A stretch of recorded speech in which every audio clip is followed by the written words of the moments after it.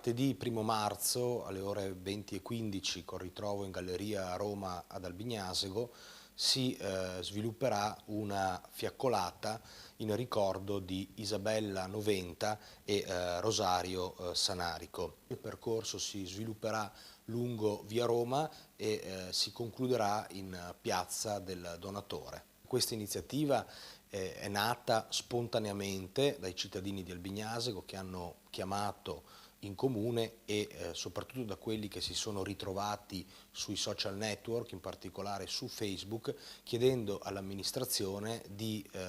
dare una mano nell'organizzare dal punto di vista anche logistico questa manifestazione, che in primis è una manifestazione di solidarietà nei confronti delle famiglie, e hanno voluto legare questa commemorazione, questa fiaccolata, anche a qualcosa di concreto, cioè a raccogliere dei fondi per il Centro Veneto Progetto Donna, che è un'associazione che si occupa di violenza sulle donne, che collabora con l'amministrazione comunale grazie ad un accordo raggiunto in Consiglio Comunale all'unanimità.